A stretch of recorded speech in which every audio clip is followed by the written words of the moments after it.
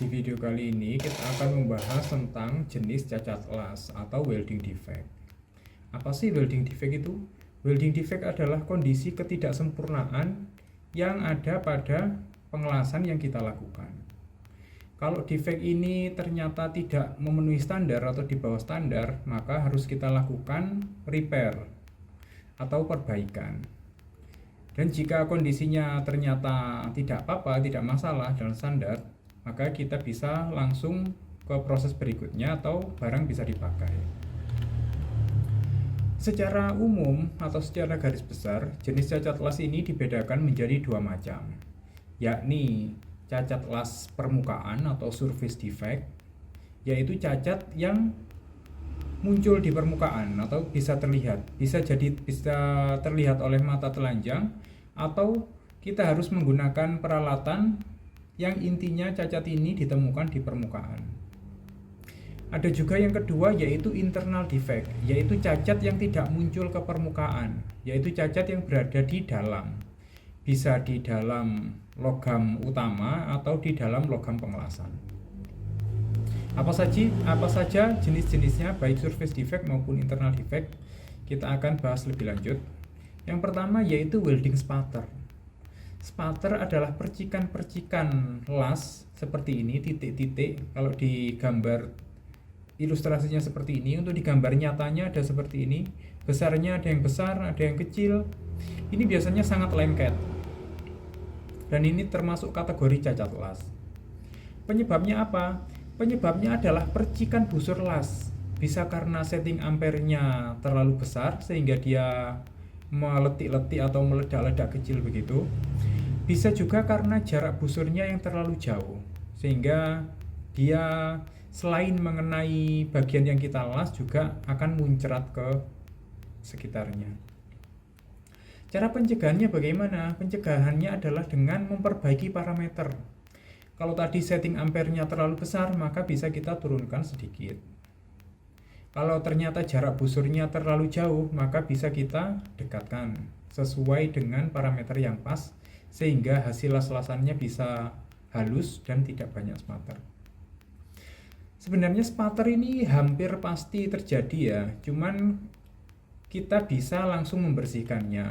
Membersihkannya bagaimana? Bisa dilakukan dengan chipping hammer. Kita pukul-pukul begitu, nanti dia akan lepas. Atau kalau ternyata sangat lengket, bisa kita gunakan chipping power tool atau kita gunakan gerenda tangan. Jenis cacat yang berikutnya yaitu porosity. Porosity atau lubang gelembung gas seperti ini.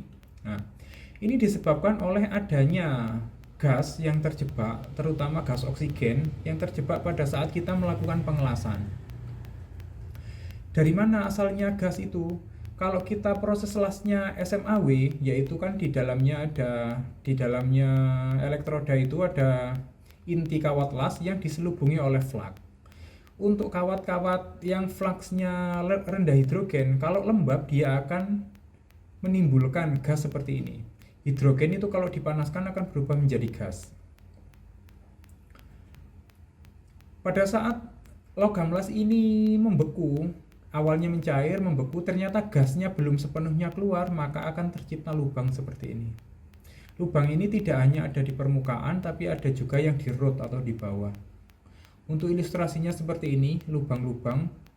Lubang ini bisa hanya satu saja atau bisa banyak. Kalau banyak begini disebut dengan cluster porosity. Nah, untuk mencegahnya yaitu kita pastikan kawat las dalam kondisi yang tidak lembab. Untuk repairnya bagaimana? Untuk repair kita bersihkan dengan gerenda sampai halus. Kita gerenda bersih. Kalau sudah terlihat baru kita amati. Kalau ternyata lasnya kurang tinggi, kita lakukan pengelasan ulang. Kalau setelah digerenda ternyata kok capping lasnya itu sudah cukup, ya sudah itu saja yang dipakai. Jenis cacat yang berikutnya yaitu concavity atau cekung, yaitu lasnya cekung. Untuk las butt joint bentuknya seperti ini. Nah, ini cekung. Kecekungan ini bisa mengurangi kekuatan material atau kekuatan pengelasan. Kalau misalnya logam utama ini tebalnya 10 mili. Nah, setelah dilas dalam kondisi cekung, bisa jadi cekungan ini jaraknya hanya 8 mili atau 7 mili begitu. Secara otomatis kekuatan dari material ini akan berkurang. Kalau tadinya 10 mili ini jadi 8 mili, sudah berkurang 20%. Concavity atau kecekungan ini tidak hanya terjadi di permukaan saja. Pada saat kita mengelas root juga bisa rootnya ini cekung. Terutama untuk pengelasan-pengelasan yang posisinya agak menyulitkan seperti 2G. Nah, nanti bisa cekung karena logam lasnya tertarik gravitasi turun ke bawah. Untuk kondisi fillet lah seperti ini gambarnya. Cara mengatasinya bagaimana? Cara mengatasinya ini biasanya terjadi karena ayunannya terlalu lebar sehingga dia kurang di tengah. Untuk mencegahnya, kita bisa waktu jalan pengelasan kita agak kurangi sedikit kecepatannya atau lama di tengah sehingga dia bisa ngumpul di tengah. Nah, seperti itu. Cacat berikutnya yaitu pinhole atau wormhole. Wormhole ini nama lain dari, kalau diterjemahkan dalam bahasa Indonesia, yaitu lubang cacing. Untuk pengelasan plat, ini terjadinya hampir sama dengan porosity, yaitu adanya udara yang terjebak saat kita melakukan pengelasan. Hanya saja udaranya ini ada di bawah. Ketika dia di temperatur transisi antara logam yang mencair dan membeku, udara ini naik perlahan-lahan sehingga dia tercipta lubang. Lubang ini dari bawah sampai ke permukaan sehingga lubangnya ini cukup dalam. Untuk pengelasan pipa bisa terbentuk seperti ini karena ini misalnya dari bawahnya ke sini naik terus sini tercipta lubang cacing seperti ini. Cara pencegahannya bagaimana? Cara pencegahannya sama dengan porosity, yaitu kita pastikan kalau pengelasannya yang menggunakan flak, kita pastikan flaknya itu benar-benar kering. Kalau lasnya menggunakan gas seperti GTAW, FCAW atau GMAW, kita pastikan gasnya ini murni, kemurniannya terjaga.